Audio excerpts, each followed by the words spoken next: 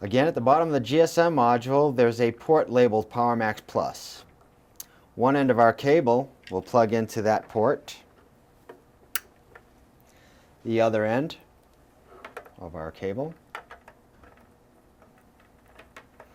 will plug into the Powermax Plus console as such. We got our Powermax console and our GSM module. We are now ready to power it up.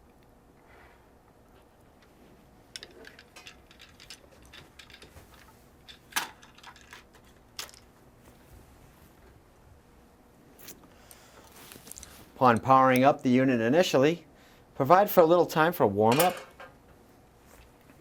and the GSM module will establish its connection to the network.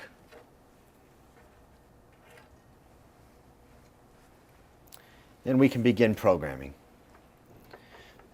For our demonstration purposes today, I'll just have it call a private phone number to deliver any event notifications. To begin, you'll enter the programming mode by hitting Next until you see Installer's mode, and then hit OK. Please enter code. The factory code is 9999. Then we'll be hitting Next until we see Define COM.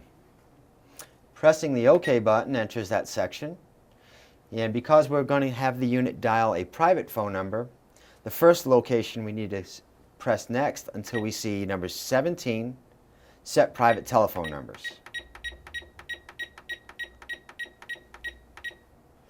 Set Private Telephone Numbers. Press the OK button, and then you'll see First Private Telephone Number. I'll go ahead and set up my sample phone number.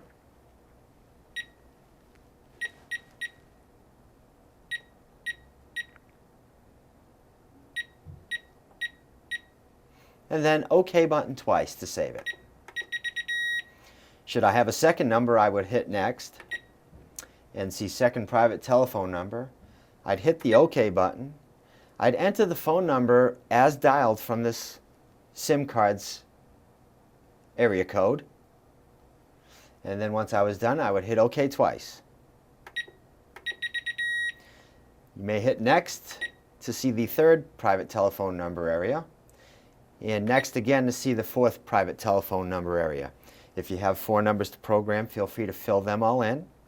The unit will dial the first number, second number, third number, fourth number, and then try the first number again and cycle through the calling sequence unless someone answers the phone on their end and presses the number 9 to acknowledge they received this message.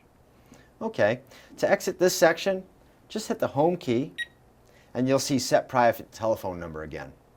Let's go ahead and hit Next until you see number 20, Report Private. We'll hit the OK button and you'll see Disable Report. I'm going to hit Next until I see the word Alarms all by itself on display and hit OK twice.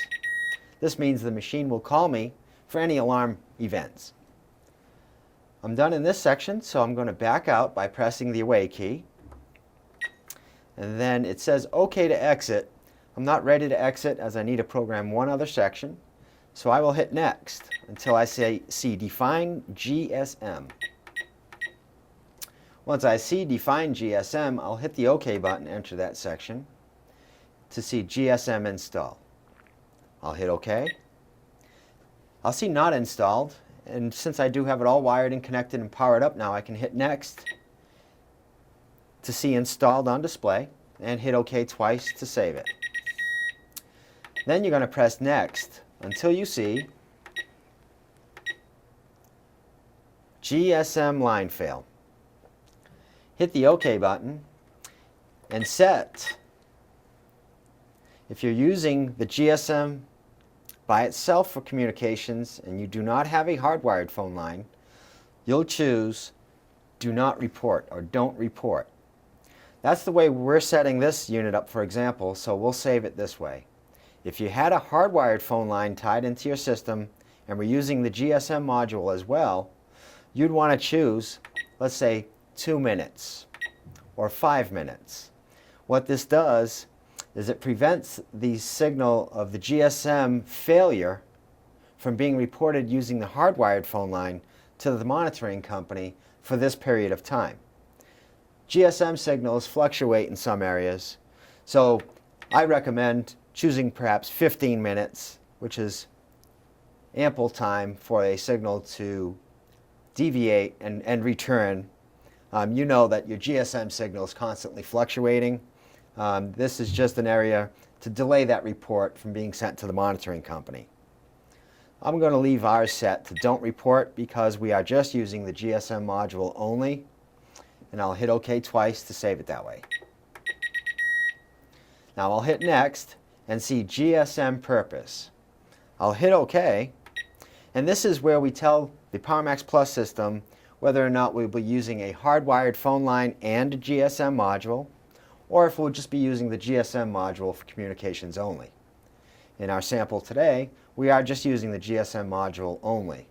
So I'll hit next until I see GSM module only. I'll hit the OK button twice, saving it that way.